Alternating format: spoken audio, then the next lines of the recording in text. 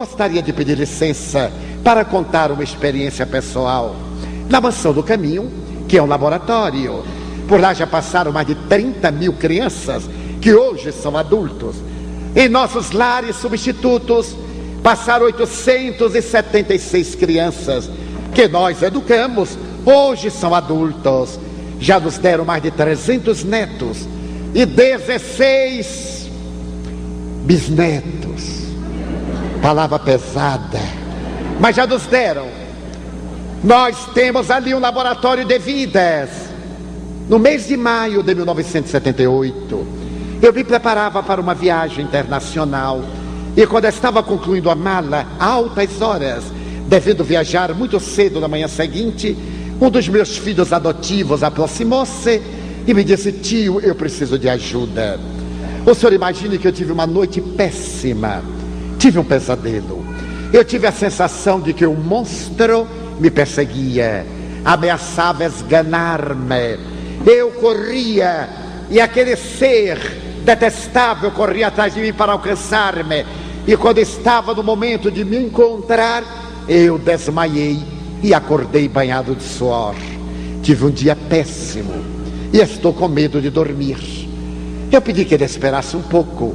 E logo após terminar a tarefa, tomei de o Evangelho segundo o Espiritismo, pedi-lhe para que abrisse e lhe apliquei a bioenergia, o passe, essa transmissão de energia viva. No momento em que ele aplicava a bioenergia, eu detectei que no seu psiquismo, no campo da aura, estava uma presença malévola. E percebi que se tratava de um espírito cruel, porque ele me disse: eu vou matá-lo. Ele me matou e agora é a oportunidade da minha vingança. Apliquei o passe e antes de mandar o filho dormir, ele disse: olha, é uma depressão que se está instalando. Naturalmente há uma intercorrência espiritual. Procure seu irmão Edilton, um outro filho nosso que é médico, para que ele lhe oriente clinicamente, se necessário, leve-o ao psiquiatra. Porque os espíritas não estamos em postura diferente da ciência, marchamos ao lado da ciência, respeitamos-la. E se você necessitar de terapia, ele vai lhe levar ao psiquiatra. Mas procure distrair-se, procure fazer um esforço físico para transpirar. Ore, dei-lhe as recomendações que se faziam necessárias. Chamei o meu filho Edilton e lhe expliquei o drama, que ele deveria ter muito cuidado, porque eu havia percebido que era também uma obsessão com características que se iam agravar. Viajei e uma semana após, de Roma, telefonando à Mansão do Caminho, eu soube que meu filho estava internado na clínica psiquiátrica do Hospital das Clínicas. Estava recebendo a terapêutica da época, ano de 78, alguns barbitúricos especiais. E à medida em que os dias se foram passando, sempre que eu telefonava, eu tinha uma notícia mais afligente. Ele estava pior e por fim, um mês após, ele estava fazendo sonoterapia, porque o seu transtorno viajou para a depressão bipolar. Ele começou a ter impulsos de suicídio e foi necessário ficar amarrado na cama e fazer-se sonoterapia. Preocupei-me e quando retornei 45 dias após, meu filho continuava com um quadro desesperador.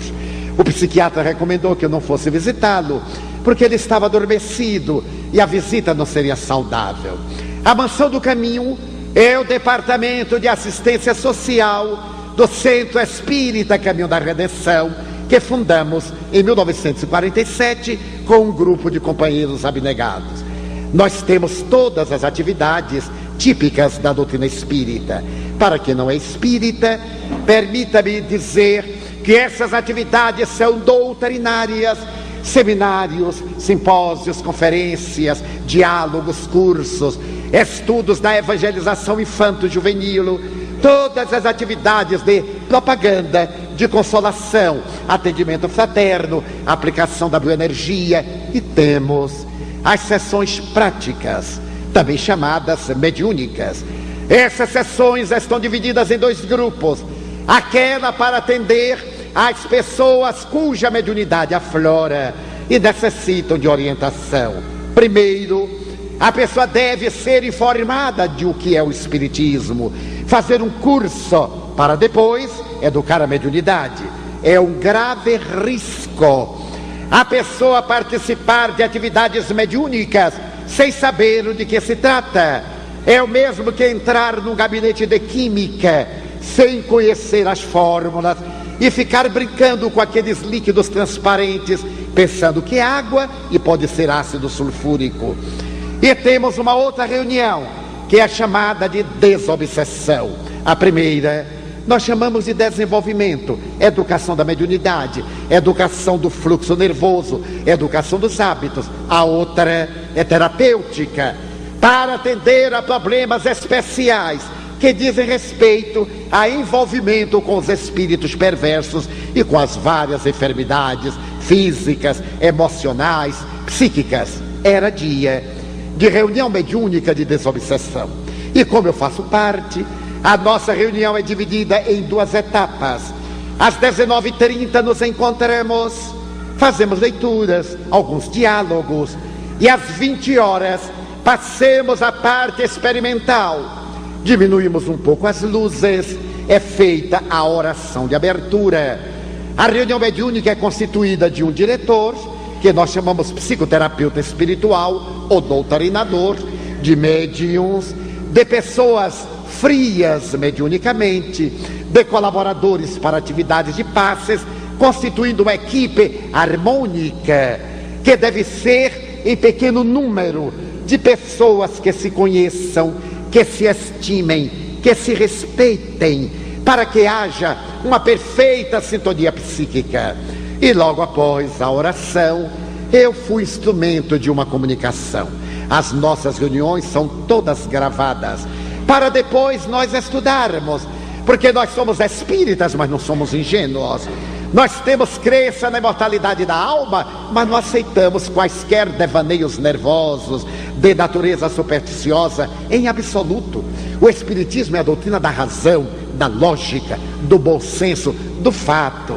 Nós gravamos, quando vem alguma informação, esperamos que aconteça e avaliamos periodicamente, para não sermos vítimas de embuste ou não enganarmos aos demais. Eu entrei em transe e veio uma comunicação que depois eu ouvi na gravação. A comunicação dizia em síntese o seguinte: estamos na noite de 31 de dezembro de 1899. Eu resido no Vale do Paraíba, na cidade X, perto da Serra da Mantiqueira, no estado de São Paulo. Eu sou homem proprietário de uma vasta gleba de terras. Estou cansado, sou casado, tenho um filho. Meu filho está entre 15 e 16 anos.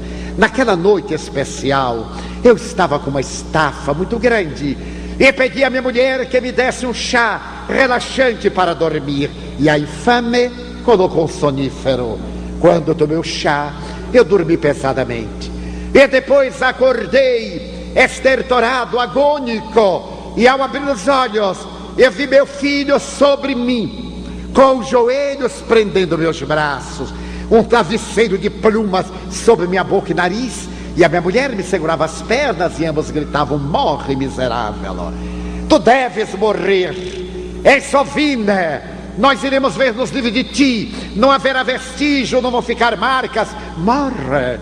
Eu lutei bravamente, mas o meu filho jovem, aquele travesseiro, eu entrei numa agonia, numa dispneia, numa falta de ar, e perdi a consciência.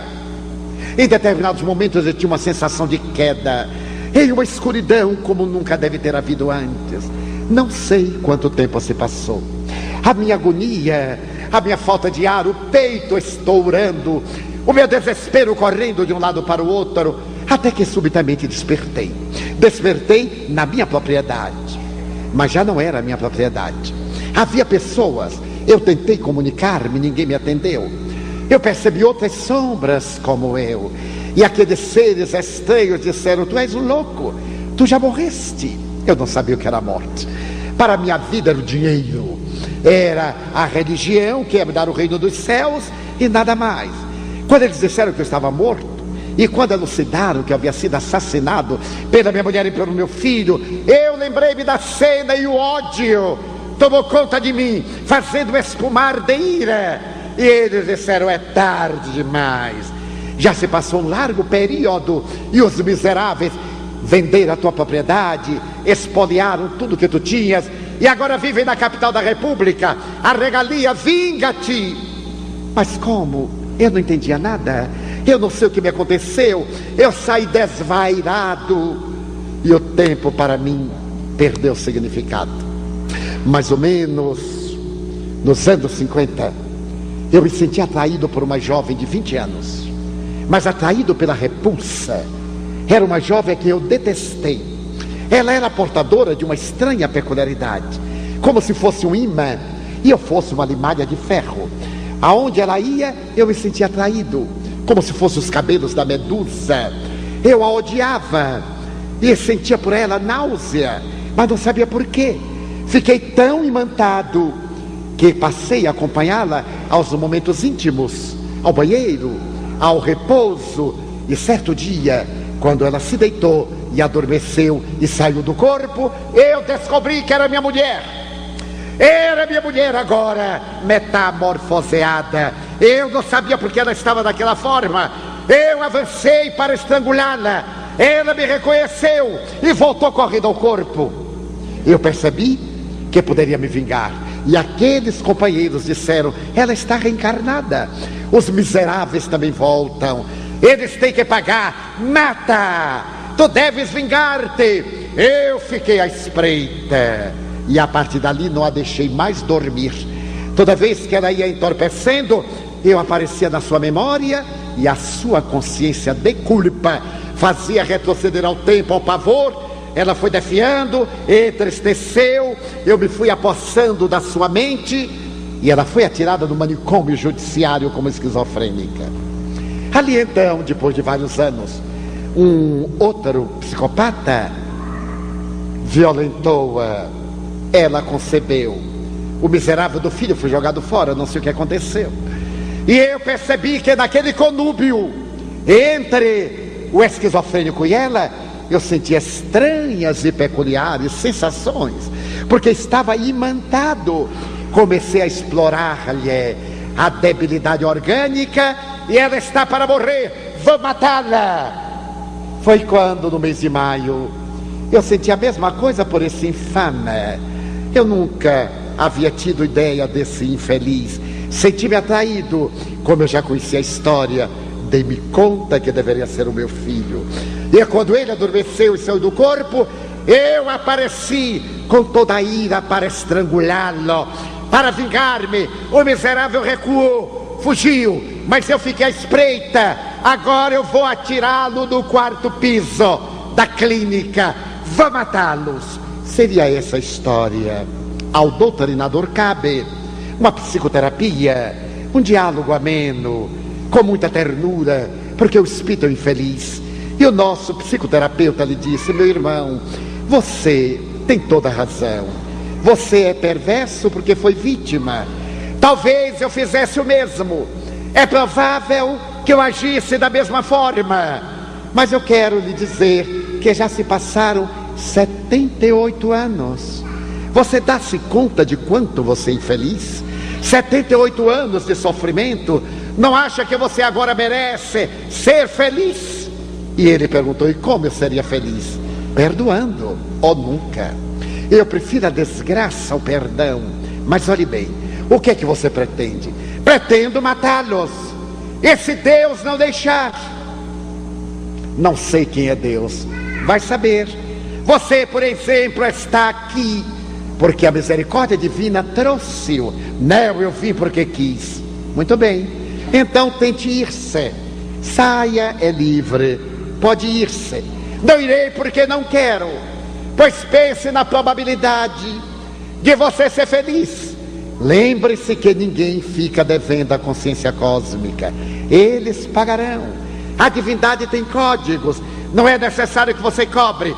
Vamos dizer que você os mate. E depois, eles continuarão a viver. E você, qual será a sua meta? totalmente perderá o objetivo da sua vida. Dê-se uma chance. Naturalmente eu desejo que o nosso filho fique bom e que essa estranha se recupere, mas eu desejo também que você fique bom. Para nós você é um ser, não é uma figura de ficção, é um ser real. Nós queremos ajudá-lo. E falou-lhe com tanta ternura que o espírito começou a pensar diferente. E o doutrinador lhe disse: não lhe peço que resolva agora, não há pressa. Fique aqui durante uma semana em nossa casa, observe-nos. Esse rapaz não é nosso filho carnal. Nós o recebemos e não conhecemos a história, somente de Valda, quem sabe. Medite conosco, veja quanto é bom ser bom. Em nossa casa nós estamos realizando uma experiência muito curiosa. Aqui não se dá negativa. Seja qual for o problema, nós temos meios para ajudar. O espírito chasquinou. Então vocês aqui nunca negam nada? Nunca. E quando vocês não têm? Claro que nós sempre temos. Sempre temos uma boa palavra, sempre temos uma oração, sempre temos a solidariedade. É que nós temos o hábito de negar por comodidade ou por egoísmo. Aqui é proibido dar a negativa. Ele disse: muito bem, então eu ficarei, mas eu continuarei indo ao manicômio e continuarei indo à clínica. Quando eu terminei de ouvir a gravação, fiquei realmente estupidificado. Era aquela entidade com a qual eu tivera um contato no mês de maio, naquele dia 24. Muito bem, na próxima semana ele voltou e disse: vocês me convenceram. Eu me dou conta que tenho o direito de ser feliz. Eu me vou afastar e que a divindade cobre. Espero que Deus me vingue. Quanta gente que diz isso. Deus vingar as nossas paixões. Eu me irei, mas um dia eu volto. Perdoar eu não consigo, um dia eu volto. Foi, e quando nós ouvimos a gravação final, ficamos na expectativa. No dia seguinte, às 7 da manhã, o serviço social da clínica psiquiátrica chamou-nos para ir ao hospital. Meu filho, apesar de sonoterapia, despertara às 5 da manhã e estava agitado. Queria ir embora, estava lúcido, recuperar a razão, desejava voltar para casa, chamava-me, não se lembrava que eu estivera viajando. Mais ou menos às 9 da manhã eu fui ao hospital, visitei-o, e ele disse: tio, o que é que eu estou fazendo aqui? Eu disse: você estava doente, meu filho, você teve um problema muito grave, estava internado para terapia, mas eu já estou bom, tio. Sim, mas agora para sair é necessário aguardar que o psiquiatra lhe dê a conveniente alta. Ele disse: mas me leve imediatamente, aqui eu não ficarei. Eu digo: não é assim, há uma praxis, vamos aguardar o psiquiatra. Quando o psiquiatra chegou às 11 horas, eu me apresentei, disse que era o pai adotivo do jovem e que estava ali para pedir que ele desse alta ao meu rapaz. O psiquiatra estava escrevendo, um homem de muita cultura, naquele tempo era catedrático de psiquiatria, com uma postura muito nobre. Ele continuou escrevendo e eu disse: desejo que o senhor libere o meu filho, porque ele já está curado. O psiquiatra levantou a vista, retirou o óculos e me perguntou: o senhor é médico? Eu disse: não, senhor, eu sou médium. E eu disse: agora quem fica sou eu. Meu filho vai e eu fico. Ele perguntou-me: o senhor é o quê? Eu disse: médium. E o que é médium? Bem, eu vejo os espíritos, eu ouço, eu entro em contato com eles. E como meu filho estava com uma depressão obsessiva, ele já ficou bom. Mas ele olhou meu nome: não é possível, seu Franco, o senhor acredita nisso? Eu digo: não apenas acredito, eu sei que é. Quem acredita muda, quem acredita hoje deixa de acreditar amanhã. Quem sabe não tem jeito. Quem sabe ler, olha uma placa e diz: não vou ler, já leu. Não tem jeito. Agora quem crê, não. Quem crê é frívolo. Crê agora, descrê amanhã, passa para ali, para colar. Eu sou uma pessoa ciente e consciente dessa realidade. Ah, quer dizer que seu filho já está bom? Eu digo: sim, senhor, eu venho pedir a alta. Mas, seu Franco, não existem espíritos. Eu disse: alto lá. Eu respeito o psiquiatra, mas essa opinião para mim não tem o menor valor. Eu sou psiquiatra há 32 anos. E eu sou espírita há 34, levo 2 anos à frente do senhor. Naquela época, em 78. Eu estudo a doutrina espírita. E o doutor jamais leu uma obra espírita. Se leu alguma coisa, foi contra o espiritismo. Não tem autoridade. O senhor me pode dizer que não acredita e eu respeito. O senhor já imaginou se eu falasse que não existe esquizofrenia? O senhor diria que eu era um estúpido. Eu não direi isso. Mas também eu leio algo de psiquiatria, todo mundo lê. Agora, sobre espiritismo, o senhor me desculpe, eu conheço. Psiquiatria, o senhor conhece. Meu filho estava com um diagnóstico dado pelo senhor que eu respeito, mas eu tenho outro diagnóstico. Ele disse, está bom, então eu quero que o senhor dê a alta. Eu não darei. Eu digo, então o senhor me constrange a impetrar o mandato de segurança, porque ele é de menor, está sob a minha guarda e proteção. Eu trarei aqui psiquiatras para analisarem que ele está curado. Mas seu Freco, ele tem uma depressão bipolar, ele vai suicidar-se. Não vai, doutor. Dentro de 10 dias, se ele sair daqui, ele já se terá suicidado. Eu digo, pois eu virei com ele trazer ao doutor, oportunamente, o seu convite de formatura, quando ele terminar a universidade. Pois se ele não se suicidar dentro de 10 dias, eu rasgo o meu diploma, coloco no prato e como. Eu depois, o senhor pode botar um pouquinho de alfafa para mudar o paladar, porque ele não vai suicidar-se.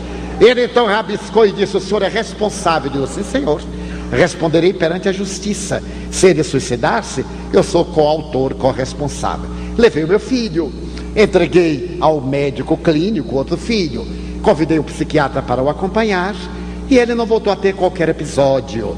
Foi se refazendo, depois de mais de 40 dias internado, foi se refazendo, e um mês, um pouco mais, um pouco menos, o porteiro me chama e me diz pelo interfone, tio Divaldo, aqui tem uma mulher que quer falar com o senhor. Eu sei que não é a hora de atendimento, mas o caso dela me confrange. Ela está tão debilitada, está meio desvairando. Será que o senhor poderia recebê-la? Eu a mandei entrar, e quando a senhora chegou aqui, eu olhei, era o rosto do meu filho. Eu logo identifiquei, apesar de estar muito vergastada. Eu lhe perguntei o que desejava, ela me disse, seu Divaldo, eu era maluca. Eu fiquei no hospital 26 anos, doida, varrida. E aí eu fiquei boa. Um dia eu acordei boa e fiquei lá no pátio, até que alguém notou que eu estava boa. Aí a enfermeira disse, você está parecendo que está boa. Eu disse, estou boa. E então falar com o médico. O médico disse, olha, você está boa. Estou boa, então vai embora. Aí eu fui embora. Quando eu estava para sair, uma enfermeira disse, procure seu filho. Você teve um filho aqui há 15, 16, 17 anos e foi internado num lar de crianças da cidade. Era um rapaz, procure-o. Ele tem a obrigação de tomar conta de você. Quer dizer, obrigação relativa. Então, seu Divaldo, eu já procurei na casa do tio Juca. Não tem. E a outra casa é aqui. Eu queria saber se meu filho está aqui. Eu perguntei, como é o nome dele? Ai, seu Divaldo, eu não sei se tem nome. Eu estou dizendo que eu estava doida, varrida no hospital. Minha filha, e como é que eu vou identificar? Eu não sei. Quantos anos teria seu filho? Entre 15 e 18 anos. Pois bem, já está na hora do almoço. Vem almoçar conosco. Não, senhor, uma pessoa muito humilde. Eu digo, olha, aqui, quem entrar, come. Porque no Nordeste já tem fome demais. Entrou aqui, tem que comer pelo menos, sai aliviado. Você vai almoçar conosco, depois você descansa, só às 17 horas. Naquele tempo nós não tínhamos o primeiro grau completo, só tínhamos até a 5ª série, o ginásio eles faziam fora, agora fazem lá mesmo.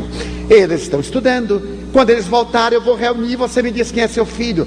Será que eu acerto? Eu digo, acerta, porque mãe é uma coisa à parte. Não foi Deus quem fez as mães, foram as mães que impuseram a Deus os seus direitos, e então as mães são diferentes. Ela riu, almoçou conosco, colocamos em nosso centro médico para descansar, e às 17 horas eu chamei todos os nossos filhos entre 15 e 19 anos, eram 19. Eu fiz um semicírculo, trouxe-a e disse, aqui estão os meus rapazes, agora me diga qual é o seu filho. Ela olhou para o da ponta e disse, Divaldo, como é que eu vou saber? Eu digo, vai saber. E meu filho, o que estivera doente, cravou os olhos nela o tempo todo. Ela foi olhando o primeiro, o outro, bem lentamente. Seu Edivaldo, eu digo, vá adiante, vamos lá. Até que ela parou no meu filho, que era o último, o ex-paciente. Os dois ficaram hipnotizados. Meu filho então veio, pálido, trêmulo, e chegou do meu lado direito, ela estava à esquerda, e ele disse: tio, quem é esta mulher? Não sei, meu filho. Tio, eu conheço esta mulher. Ela estava nos meus pesadelos. Ela dizia: mata o miserável, mata. Quem é ela? Eu digo: não sei, meu filho. Ela está aqui procurando o filho.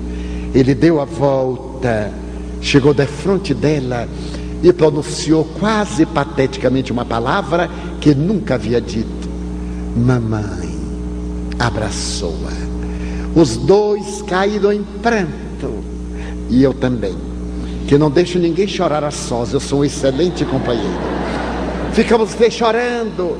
Eu disse: agora fiquem a sós, porque vocês têm 16 anos para botar em dia. Quando eu ia sair, ela disse: não me deixe a sós com ele, que eu tenho medo. Eu fiquei, conversamos. Eu procurei saber onde ela estava na rua.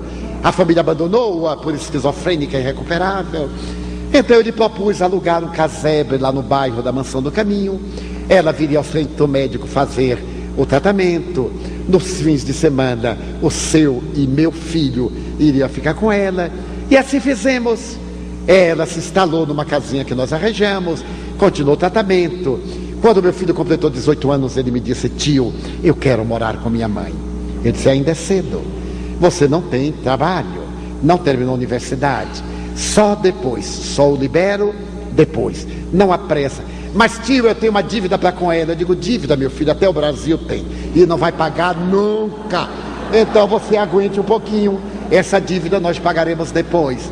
Quando ele completou 22 anos, terminou a universidade, eu fui com ele ao psiquiatra, levar o convite. Quando o psiquiatra me viu, disse: mas seu Edivaldo, eu agora já o conheço. Eu quero lhe dizer uma coisa: eu não comi meu diploma. Eu digo: graças a Deus, porque ia ser uma indigestão. Rimos. Ele é um homem extraordinário.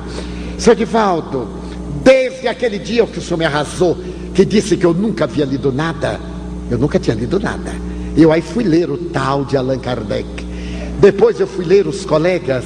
E eu vou lhe contar uma coisa: eu estou mais ou menos metido nessas coisas, porque o povo tem um medo da palavra que é horrível. Nessas coisas, nesses negócios, para não dizer a palavra espiritismo. Eu digo: doutor, vai ser uma maravilha para o senhor. Aqui está o convite do meu filho. Note que bonito, saiu ao pai, é claro. O senhor fez. Porque aquele menino, eu trabalhava numa autarquia, o IPASE, e uma funcionária do posto médico disse-me que havia nascido no manicômio uma criança que estava lá 3 dias e tinha que ser retirada. Não podia ficar no manicômio judiciário. Ela me perguntou se eu aceitava. Eu aceitei-o, levei-o para a Mansão do Caminho, criei uma história.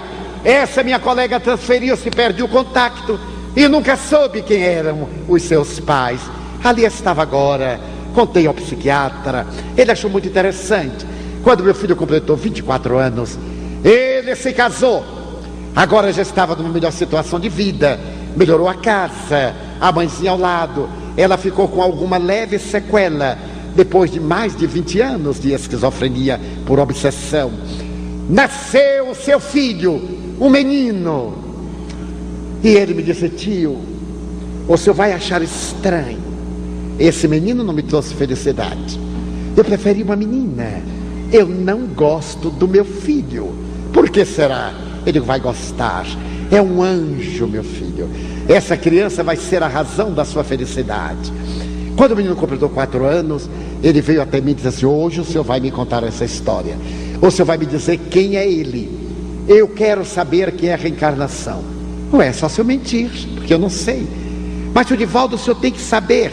Eu detesto esse menino e ele odeia minha mãe. É um trio de ódio que a gente vai maneirando. Quando eu melhoro, que eu abraço, a carinho, ele me beija, me morde. O que é que o senhor acha? Eu digo: olha, está dentro do esquema. Por enquanto ele morde, mais tarde vai fazer coisinhas piores. Mas eduque com amor e disciplina. Eduque. Tio Edivaldo, ele é um espírito conhecido? Sem dúvida. Todos que nascem em nossa família são conhecidos. Nós fomos apresentados antes da reencarnação. Mas tio, é só... Eu disse, por enquanto, vamos ver que dá. Ele saiu. O menino estava no jardim de infância. E um dia que eu passava pelo jardim, ele me chamou, Vodi, venha cá. Sentou-se na minha perna, eu me sentei no passeio. Ele passou a mão no meu rosto e disse-me, vô, eu se recordo daquele dia lá no escuro que eu falei para tio Nilson pela sua boca. Você se a lembra? Ele disse, não, meu filho, eu não me lembro. Vô, eu entrei na sua boca e disse assim, eu vou voltar. Eu sou fulano. Sabe quem é, vô? Eu digo, sei, meu filho. Pois eu voltei. Ele disse, voltou. E agora? Tem que ser muito bom para seu pai, para sua avó. Mas ela é má, né, vô? Ela é uma bruxa. Ele não é uma bruxinha. Está na moda a bruxinha. Você tem que a amar, meu filho. Falei-lhe, ele teve, depois daquele insight, uma espécie de um sono, voltou ao normal. E periodicamente, ele diz assim, tio, por que eu não consigo gostar de minha avó? São as leis, meu filho. Ame-a e nunca mais. Meu filho teve qualquer episódio depressivo. Já se passaram 23 anos. Ele está agora um homem de 39 para 40 anos. O meu neto é um menino de quase 16 anos. Já está com uma visão diferente. Doutrinamo-lo através da evangelização infanto-juvenil. Participou da nossa juventude. Agora está no grupo intermediário e não apresenta mais as síndromes do ódio, da perturbação. Porque a doutrina espírita é o maior tratado de psicoterapia de que a humanidade tem notícia.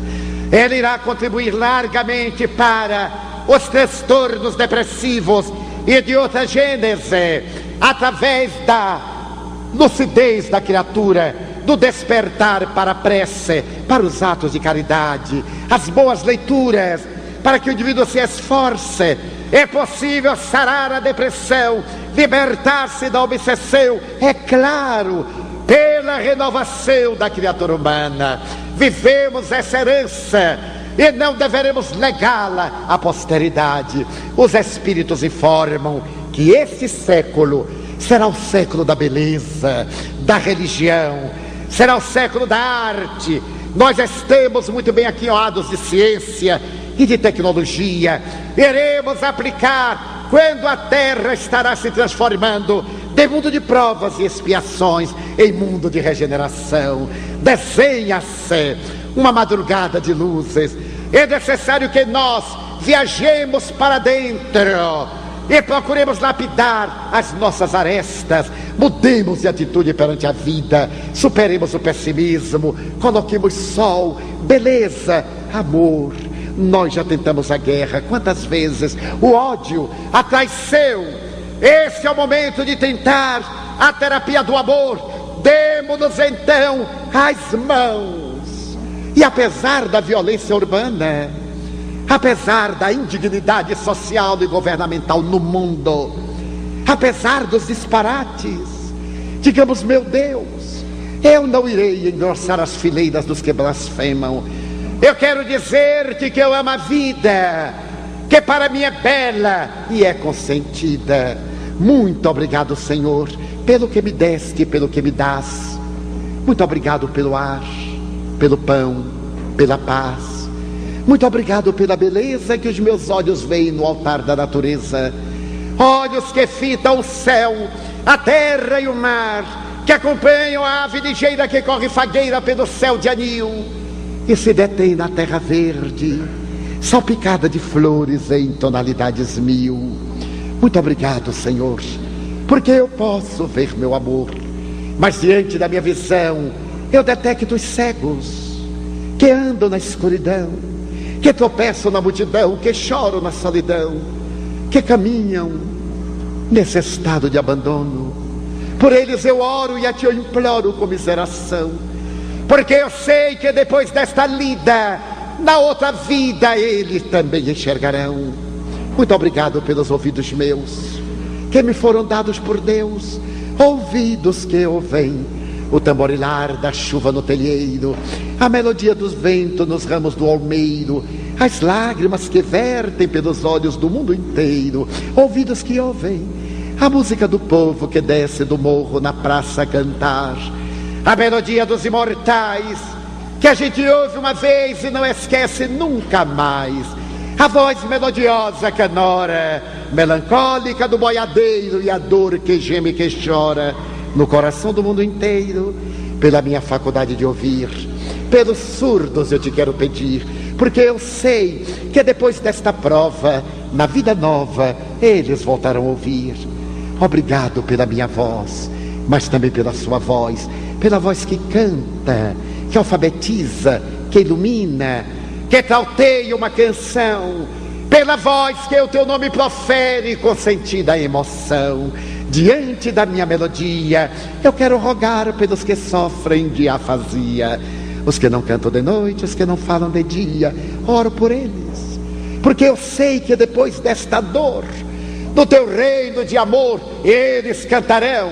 Obrigado pelas minhas mãos, mas também pelas mãos que aram, que semeiam, que agasalham, mãos dos adeuses, mãos de ternura que libertam da amargura, mãos de caridade, de solidariedade, mãos que apertam mãos, mãos de poesias, de sinfonias, de cirurgias, de psicografias, pelas mãos que atendem a velhice, a dor, o desamor, pelas mãos que no seio embalam o corpo de um filho alheio, sem receio, e pelos pés que me levam a andar sem reclamar. Muito obrigado, Senhor, porque eu posso bailar diante do meu corpo perfeito. Eu te quero louvar, porque eu vejo na terra aleijados e felizes, marcados, amputados, deformados, desesperados, que não podem caminhar. Eu oro por eles. Eu sei que depois desta expiação, na outra reencarnação, eles também caminharão. Obrigado por fim pelo meu lar. É tão maravilhoso ter um lar. Não é importante se este lar é uma mansão, se é uma favela, se é um ninho, um grabato de dor, um bangalô, uma casa no caminho, seja lá o que for, mas que dentro dele exista a figura do amor de mãe, ou de pai, de mulher, ou de marido, de filho, ou de irmão, a presença de um amigo, alguém que nos dê a mão, porque é muito doloroso viver na solidão. Mas se eu a ninguém tiver para me amar, nem um teto para me agasalhar, ou uma cama para me deitar, nem aí reclamarei. Pelo contrário, eu te direi: obrigado, Senhor, porque eu nasci. Muito obrigado, porque creio em ti, pelo teu amor. Obrigado, Senhor, pela sua atenção. Muito obrigado, senhores.